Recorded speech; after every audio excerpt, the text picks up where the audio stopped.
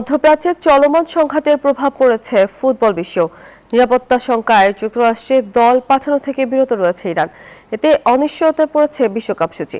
যুক্তরাষ্ট্রে ম্যাচ খেলতে না গিয়ে বিকল্প ভেন্যু খুঁজছে তেহরান, যদিও ফিফা এখনো সূচি পরিবর্তনে রাজি নয়।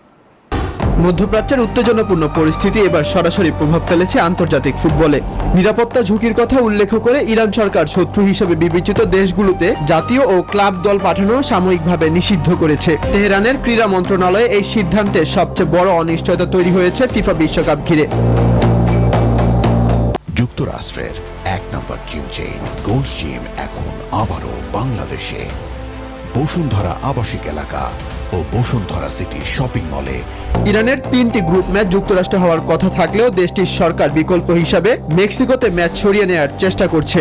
মেক্সিকো সিটিতে নিযুক্ত ইরানি রাষ্ট্রদূত জানিয়েছেন, এ নিয়ে ফিফার সঙ্গে আলোচনা চলছে। তবে ফিফা সভাপতি জিয়ান্নো ইনফান্তিনো সূচি পরিবর্তনের সম্ভাবনা নাকচ করে দিয়েছেন। এদিকে মেক্সিকো জানিয়েছে, ফিফা রাজি থাকলে ইরানের ম্যাচ আয়োজনে তাদের কোনো আপত্তি নেই। অন্যদিকে ফিনালিসিমার ম্যাচ বাতিল থেকে শুরু করে এএফসি চ্যাম্পিয়ন্স লিগ স্থগিত হওয়া, ম্যাচের ভেন্যু পরিবর্তন বলে দিচ্ছে মধ্যপ্রাচ্য সংঘাতের ভয়াবহতা। রাজনৈতিক সংঘাত দ্রুত প্রশমিত না হলে ফুটবলের বিশ্বমঞ্চেও এর প্রভাব পড়ার শঙ্কা রয়েছে। এখন দেখার বিষয় কূটনৈতিক সমাধানে মাঠের লড়াই কতটা স্বাভাবিক হয়। Thank you very much for your time and Mahadi Hasan, news 24।